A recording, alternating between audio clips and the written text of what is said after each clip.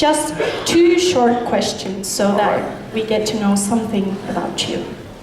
I also Googled you before this forum, and what I found is that you debate with many atheists and you lecture to students at different universities, and you do a lot in the field of apologetics.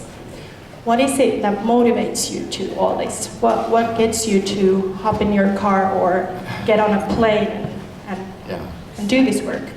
Well, I think what I shared this morning about the way Christ changed my life and so radically transformed it is what motivates me. I love to share the good news of the gospel with people whose lives have not yet been touched. And so the burden of my heart is to go into the universities, into the lion's den where so often Christ's name is not honored, and to defend and proclaim the truth of the gospel there so that students' lives can be changed. I think what we can do is pray for you and for your work. I appreciate that, yes. Then just a more lighter question. What else do you do except apologetics and teach the Bible?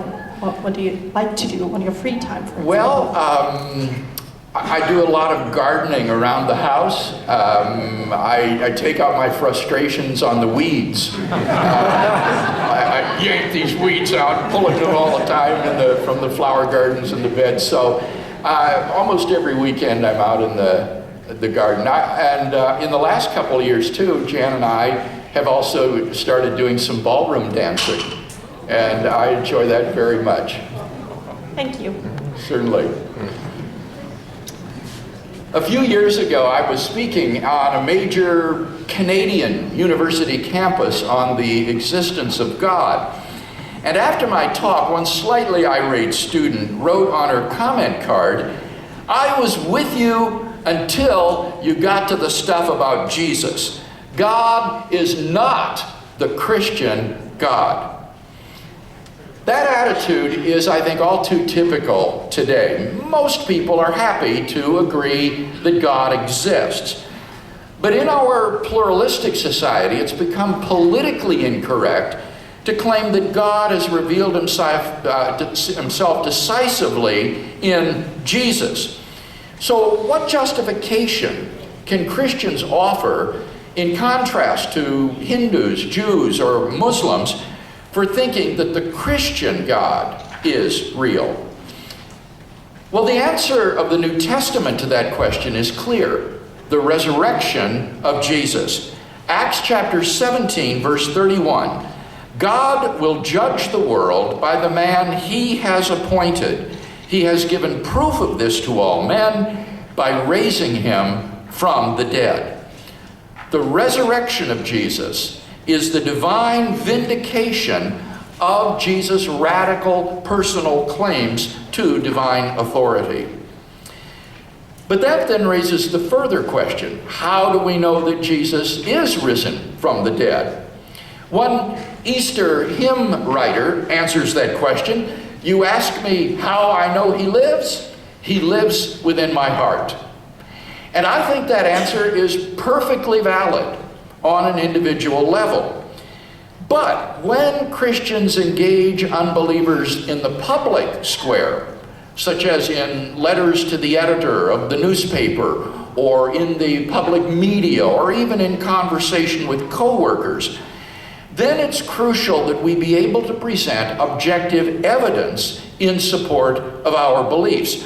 Otherwise, our claims hold no more credibility than the claims of anybody who says they have some private religious experience of God. Fortunately, Christianity as a religion which is rooted in history makes claims that can, in some measure, be validated historically. Suppose then that we agree to approach the New Testament writings not as wholly inspired scripture, but merely as a collection of ancient Greek documents handed down out of the first century telling this story of Jesus of Nazareth. without any assumption as to their reliability, any other than what we would normally accord to other sources of ancient history. And you might be surprised to learn that the majority of New Testament scholars who investigate the Gospels in this way have come to accept the main facts undergirding the historicity of the resurrection of Jesus. And I want to emphasize that I am not talking about conservative scholars or evangelical scholars alone, but rather about the broad spectrum of New Testament critics who teach at secular universities and non-evangelical seminaries. Amazing as it may seem, the majority of these scholars have come to regard as historical the main facts which support the resurrection of Jesus. And in our time together this evening, I want to briefly summarize 4 of these facts. If you're interested in going deeper, these are developed in more detail in my published work. Fact number 1. After his crucifixion, Jesus was buried in a tomb by a member of the Jewish Sanhedrin named Joseph of Arimathea. This fact is highly important because it means, contrary to the claims of radical critics, that the location of Jesus' burial site was known in Jerusalem to both Jew and Christian alike.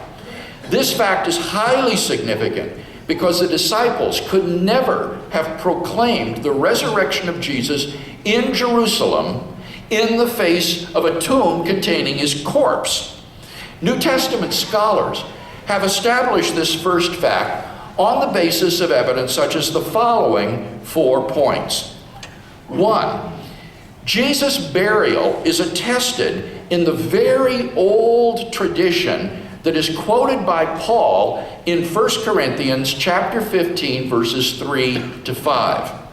Paul writes, "For I delivered to you as of first importance what I also received." And then he begins to quote this tradition, that Christ died for our sins in accordance with the Scriptures, and that he was buried, and that he was raised on the 3rd day in accordance with the Scriptures, and that he appeared to Cephas, or Peter, then to the 12.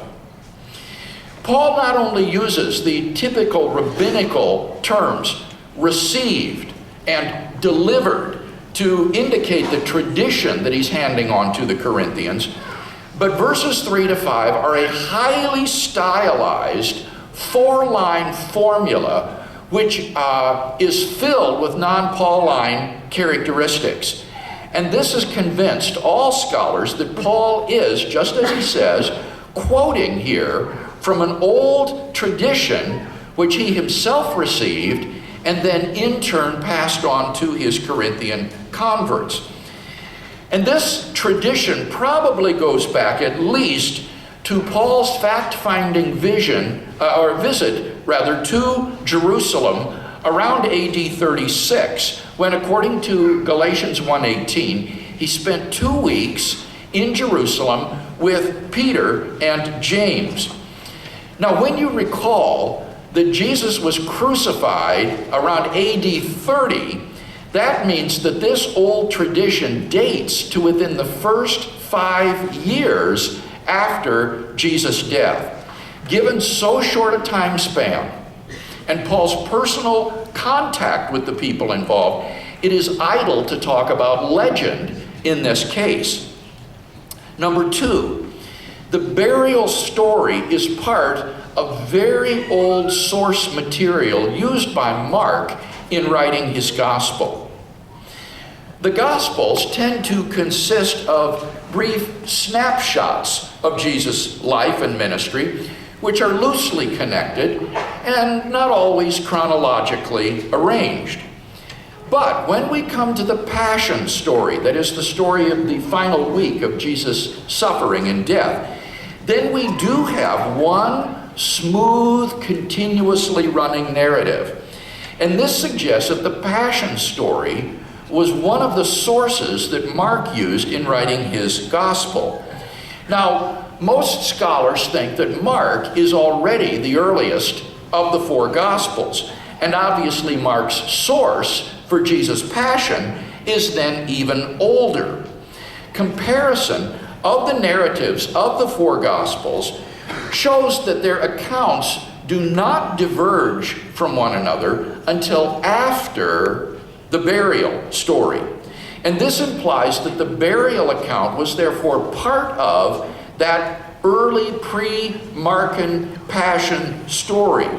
And so we have independent attestation of the burial of Jesus from two of the oldest sources in the New Testament: the tradition handed on by Paul in 1 Corinthians 15 and the pre-Markan Passion source. Number 3, as a member of the Jewish Sanhedrin, the court that condemned Jesus to death, Joseph of Arimathea is unlikely to be a Christian invention. There was a very strong resentment against the Jewish leadership in the early church for their role in the condemnation of Jesus. And it is therefore highly improbable that Christians would invent a member of the Jewish court that condemned Jesus to death, who then gives him a proper burial instead of allowing him to be dispatched as a common criminal. And finally, number 4, no competing burial story exists. If the burial by Joseph of Arimathea were fictitious, then we would expect to find some other competing burial traditions, or at least some sort of historical trace of what actually happened to Jesus' corpse. But we find no such competing legends about Jesus' burial. All of our sources are unanimous on Jesus' honorable interment in the tomb by this man Joseph of Arimathea. So for these and several other reasons, the majority of New Testament scholars today concur that Jesus of Nazareth was in fact buried in a tomb by Joseph of Arimathea. According to the late John A.T. Robinson of Cambridge University, the burial of Jesus in the tomb is, and I quote, one of the earliest and best attested facts about Jesus. Fact number 2, on the Sunday following the crucifixion, Jesus' tomb was found empty by a group of his women followers. Among the reasons which have led most scholars to this conclusion are the following 5 points. 1, the empty tomb story is also part of the old Passion source used by Mark in writing his gospel. The Passion source used by Mark did not end with defeat and death, but rather with the story of the empty tomb and the proclamation of Jesus' resurrection, which is really of one piece with the burial story. Linguistically and grammatically, the burial and empty tomb story are a single narrative. Number 2, the old tradition quoted by Paul in 1 Corinthians 15, 3-5, implies the fact of the empty tomb. For any first century Jew to say of a dead man that he was buried and that he was raised implies that an empty grave was left behind. Moreover, the expression in Paul's formula, on the third day, probably derives from the women's visit to the empty tomb on the third day, according to Jewish reckoning, after Jesus' crucifixion. The 4-line tradition or formula cited by Paul summarizes both the gospel accounts on the one hand and the early apostolic preaching as recorded in the book of Acts, such as Acts chapter 13, on the other hand. And very significantly, what corresponds to the third line, and that he was raised on the third day, according to the scriptures? It is the story of the discovery of his empty tomb. Number 3, Mark's story of the empty tomb is simple and lacks any signs of legendary embellishment. All you have to do to appreciate this point is to simply compare Mark's account to the wildly legendary stories of the empty tomb found in the 2nd century apocryphal Gospels, like the Gospel of Peter, in which Jesus is seen coming out of the tomb as a gigantic figure whose head stretches up above the clouds and who is then followed by a talking cross that comes out of the tomb. By contrast to these wild legendary accounts, Mark's account is stark in its simplicity. Number 4, the fact that women's testimony was regarded as less trustworthy than men's testimony in 1st century Palestine counts in favor of the women's role in the discovery of the empty tomb. According to the 1st century Jewish historian Josephus, the testimony of women was regarded as so unreliable that they were not even permitted to serve as witnesses in a Jewish court of law. Now, any later legendary account would certainly have made male disciples, like Peter or John, whose testimony was credible, be the discoverers of the empty tomb. The fact that it is women whose testimony was regarded as worthless who are the chief witnesses to the fact of the empty tomb is best explained by the fact that they were in fact the discoverers of the empty tomb, and the gospel writers faithfully record what for them at least was a rather awkward and embarrassing fact. And finally, number 5, the earliest Jewish allegation that the disciples had stolen Jesus' body, found in Matthew 28:15, shows that the body was in fact missing from the tomb. How did the earliest Jewish response to the disciples' proclamation, "He is risen from the dead," go? Did they say, "His body's still there in the tomb? These men are full of new wine"? No. What they said was the disciples came and stole away his body. Now think about that. The disciples came and stole away his body. The earliest Jewish response to the proclamation of the resurrection was itself an attempt to explain why the tomb was empty. And thus we have evidence from the very enemies of the early Christian movement in support of the empty tomb. Now I could go on, but I think enough has been said to indicate why, in the words of Jakob Kramer, who is an Austrian specialist in the resurrection, and I quote, "By far most exegetes hold firmly to the reliability of the biblical statements concerning the empty tomb," end quote. Fact number 3, on multiple occasions and under a variety of circumstances, different individuals and groups of people saw appearances of Jesus alive after his death. This is a fact which is acknowledged virtually universally among New Testament critics today for the following 3 reasons. Number 1, the list of eyewitnesses of Jesus' resurrection appearances, which is quoted by Paul in 1 Corinthians 15, verses 5 to 7, is so early that it guarantees that such appearances occurred. These included appearances to Cephas, or Peter, the 12 disciples, the 500 brethren, and James, Jesus' younger brother.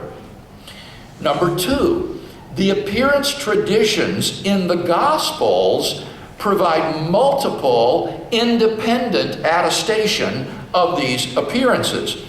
Now, this is one of the most important earmarks of historicity.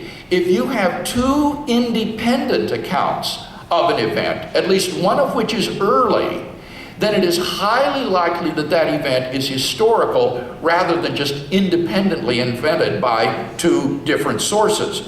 And in the case of the gospel appearances, these are multiply and independently attested. For example, the appearance to Peter is independently attested by Luke. The appearance to the 12 disciples is independently attested by both Luke and John. We also have independent witnesses to Galilean appearances in Mark, Matthew, and John, as well as appearances to women in Matthew and John. Number 3, certain of the appearances have earmarks of historicity. For example, we have very good evidence from the Gospels that neither James nor any of Jesus' brothers were believers in him during his lifetime. They didn't think he was the Messiah, a prophet, or anybody special. There's no reason to think that the early church would generate fictitious stories about the unbelief of Jesus' own family had they been faithful followers of Jesus all along. But it is equally indisputable that James and his brothers did become active Christian believers after Jesus' death. James was considered to be an apostle, and he eventually rose to the position of being the sole leader of the church in Jerusalem. According to Josephus, James was eventually stoned to death for his faith in Jesus Christ by the Sanhedrin illegally during a lapse in the civil government in the AD 60s. Now think of that. Most of us have brothers. What would it take to convince you that your brother is the Lord so that you would be willing to be martyred for that belief? Can there be any doubt that this remarkable transformation in James came about because, as Paul says, then he appeared to James? Even Gerd Ludemann, who is the leading German critic of the resurrection, himself admits, and I quote, "It may be taken as historically certain that Peter and the disciples had experiences after Jesus' death in which Jesus appeared to them as the risen Christ." Finally, fact number 4. The original disciples believed that Jesus was risen from the dead despite having every predisposition to the contrary. Just think of the situation that the disciples faced following Jesus' crucifixion. Number 1, their leader was dead. And Jews had no belief in a dying, much less a rising Messiah. The Messiah was supposed to be a military hero and conqueror who would throw off Israel's enemies, and in this case that meant Rome, and who would reestablish David's throne in Jerusalem and reign. He was not supposed to suffer an ignominious defeat and execution at the hands of Israel's enemies. Number 2, according to Jewish law, Deuteronomy 21:23, Jesus' execution as a criminal showed him out to be a heretic, a man who was literally under the curse of God. The crucifixion was a catastrophe for the disciples, not simply because their beloved master was gone, but more fundamentally, the crucifixion revealed, in effect, that the chief priests and Jewish leaders had been right all along, that for 3 years they had been following a man who was literally accursed by God. And thus the crucifixion put a question mark behind anything that they might have believed about Jesus of Nazareth. Thirdly, Jewish beliefs about the afterlife precluded anyone's rising from the dead to glory and immortality before the general resurrection of the dead at the end of the world. So confronted with Jesus' crucifixion, all that the disciples could have done at most was to preserve their master's tomb as a shrine where his bones could reside until that day when God would raise all of the righteous dead to glory and they would be united with their master in paradise. Nevertheless, despite having every predisposition to the contrary, the original disciples sincerely believed in and were willing to go to their deaths for the fact of Jesus' resurrection. Luke Johnson, who is an American New Testament scholar from Emory University, muses, and I quote, "Some sort of powerful, transformative experience is required to generate the sort of movement earliest Christianity was." And N.T. Wright, who is an eminent British scholar, concludes, and I quote, "That is why, as a historian, I cannot explain the rise of early Christianity unless Jesus rose again, leaving an empty tomb behind him." In summary then, there are 4 facts agreed upon by the majority of scholars who have written on these subjects, which any adequate historical hypothesis must account for. Jesus' honorable burial by Joseph of Arimathea in a tomb, the discovery of his empty tomb, his post-mortem appearances, and the origin of the disciples' belief in his resurrection. So now the question becomes, what is the best explanation of those 4 facts? This now is where the disagreement arises. Most scholars would probably choose to simply remain agnostic about this question. They will simply say, we don't know how to explain these facts. But I believe that the Christian can maintain that the best explanation of these facts is the hypothesis God raised Jesus from the dead, what I call the resurrection hypothesis. In his book, Justifying Historical Descriptions, the historian C.B. McCullough lists 6 tests which historians use in determining which is the best hypothesis for explaining a given body of historical facts. And I would argue that the hypothesis, God raised Jesus from the dead, passes all of these tests. What are these? Number 1, the hypothesis has great explanatory scope. In this case, the resurrection hypothesis explains why the tomb was found empty, why the disciples saw post-mortem appearances of Jesus, and why the Christian faith came into being. Number 2, the hypothesis has great explanatory power. The resurrection hypothesis explains why the body of Jesus was gone, why people repeatedly saw Jesus alive despite his earlier public execution, and so on. Number 3, the best hypothesis is plausible. Given the historical context of Jesus' own unparalleled life and claims, the resurrection serves as divine confirmation of those radical claims, and thus in its religious and historical context becomes quite plausible. 4, the hypothesis is not ad hoc, that is to say, it is not contrived. It requires only one additional hypothesis, namely that God exists. And even that doesn't need to be an additional hypothesis if you already believe that God exists. 5, the hypothesis is in accord with accepted beliefs.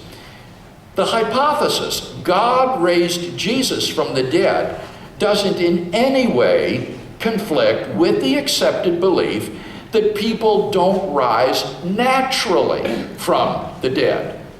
The Christian believes that just as wholeheartedly as he believes that God raised Jesus from the dead. So the resurrection hypothesis doesn't in any way conflict with generally accepted beliefs about what naturally happens to people when they die. And finally, number 6, it far outstrips any of its rival hypotheses in meeting conditions 1 to 5. Down through history, various alternative explanations of the 4 facts have been offered. For example, the conspiracy hypothesis, the apparent death hypothesis, the hallucination hypothesis, the wrong tomb hypothesis, and so on and so forth. Such hypotheses have been almost universally rejected by contemporary scholarship. None of these naturalistic hypotheses has succeeded in generating a significant number of scholars in support, for none of them succeeds in meeting those 6 criteria or conditions, as well as the resurrection hypothesis. Now, this puts the skeptical critic in a rather awkward situation.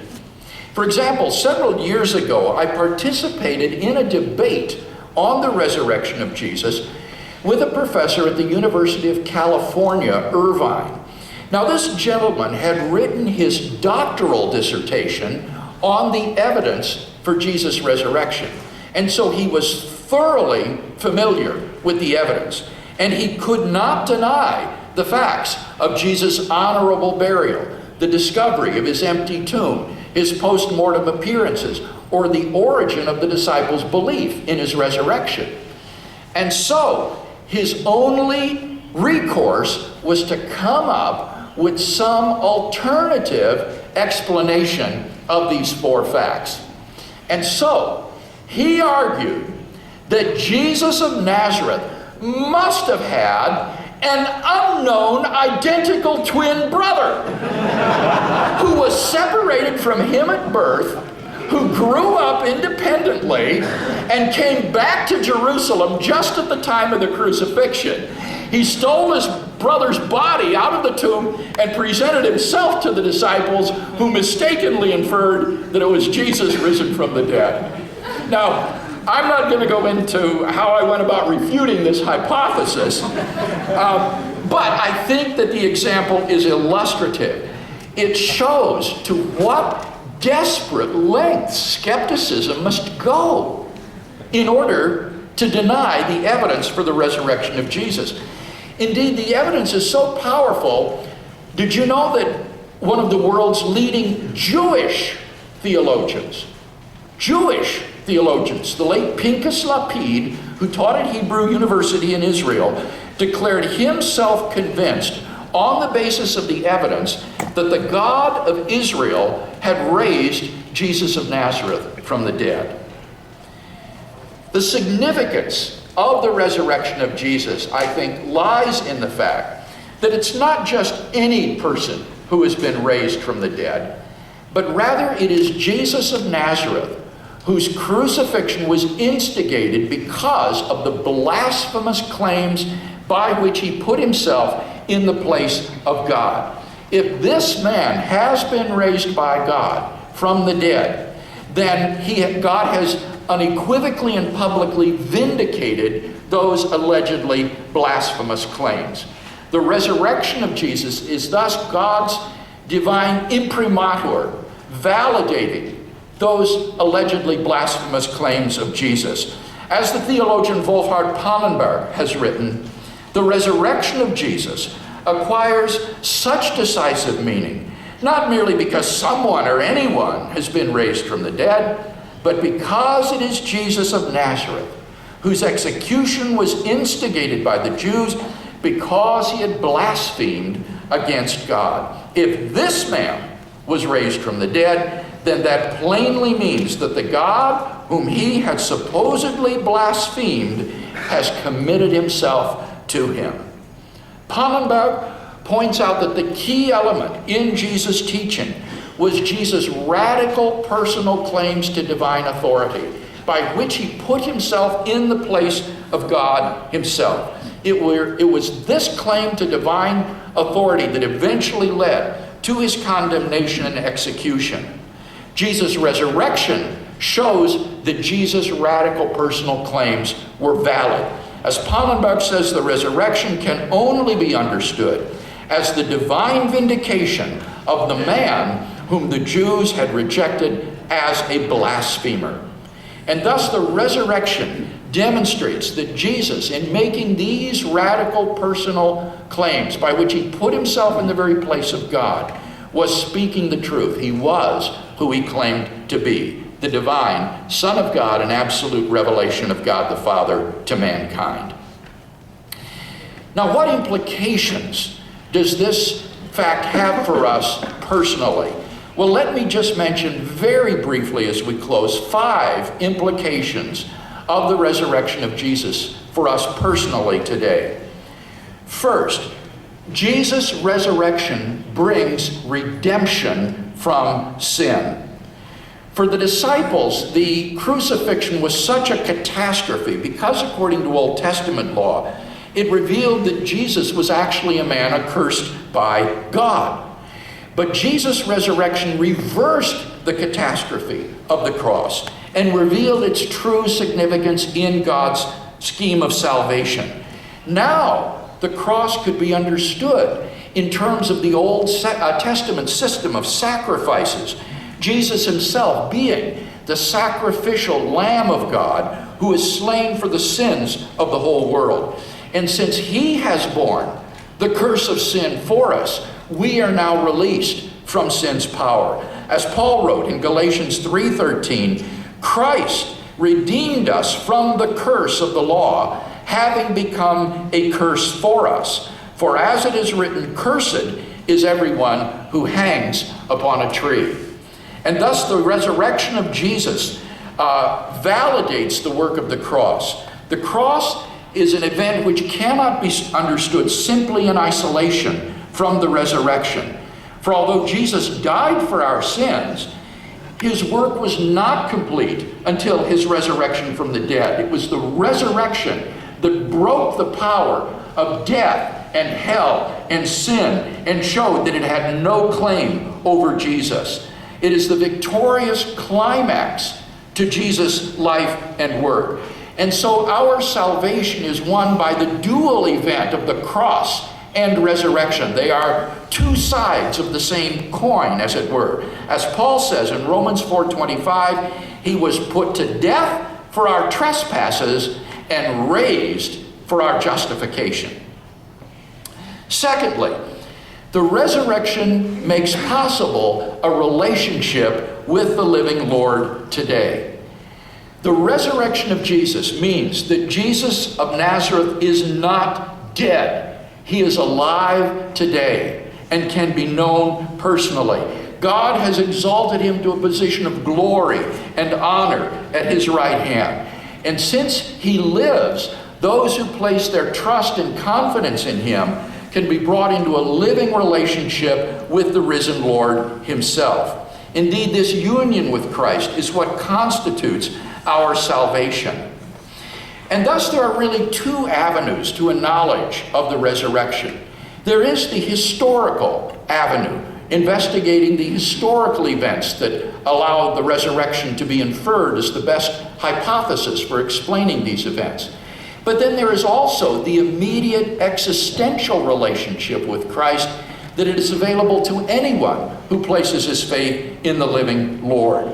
And even in the case of persons who do not have the education or the library resources or the leisure time to conduct a historical investigation of the resurrection, they can know with confidence that Jesus is risen from the dead through a personal living relationship with the risen Lord himself. So ultimately, we have to come to grips not simply with historical evidence, as important as that might be, but rather with the living and risen Lord himself. Thirdly, Jesus' resurrection brings hope in the face of death. As the one who has decisively conquered death, Jesus speaks with the voice of authority concerning death. On the subject of death and immortality, Jesus speaks with the authority of the one who has conquered death and come victoriously through it. And thus the resurrection shows that the grave is not our ultimate destiny. Rather, we will live forever, as Jesus' resurrection is the prototype of our own eventual resurrection from the dead.